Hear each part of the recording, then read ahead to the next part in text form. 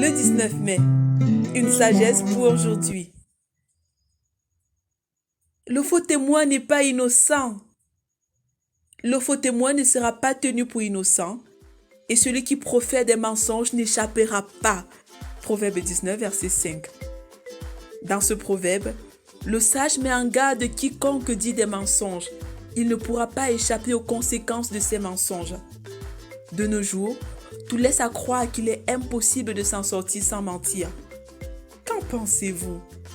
Le faux témoin, c'est quelqu'un qui donne un témoignage qui n'est pas conforme à la vérité, un témoignage qui est un mensonge. Ce qui veut tout simplement dire qu'il ne croit pas en la puissance de la vérité. Il peut confesser la puissance de la vérité, mais par ses choix, ses actes et ses paroles, il nie en réalité cette puissance et témoigne inconsciemment qu'il est enraciné dans le mensonge et esclave du péché. Le faux témoin est victime de ce que nous allons appeler le syndrome des crétois, qui est le mensonge.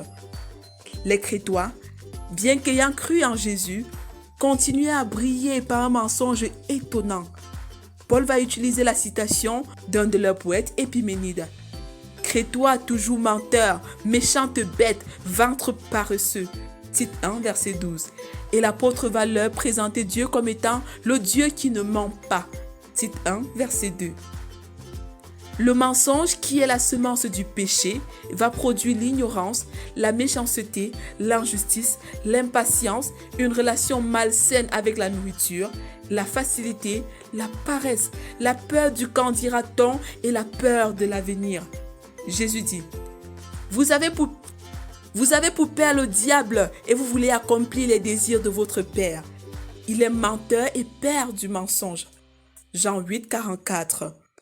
Jésus fit cette déclaration aux Juifs pour leur révéler qu'en pratiquant le mensonge, ils sont esclaves du mensonge et fils du diable. Vérité. Tous ceux qui pratiquent le mensonge sont esclaves du mensonge et fils du diable. Application. Renoncez au mensonge sous toutes ses formes. 1. Croyez-vous possible pour quelqu'un de vivre sans mentir? Croyez-vous pouvoir vivre sans mentir? Si oui, comment? Mise en garde. Dehors, quiconque aime et pratique le mensonge. Apocalypse 22, verset 15. Prions ensemble. Seigneur Jésus, toi seul es la vérité. Donne-moi d'aimer et de pratiquer la vérité. Amen. Lecture pour aujourd'hui. Psaume 91 à 95, Proverbe 19, Néhémie 4 à 6. Vous êtes bénis.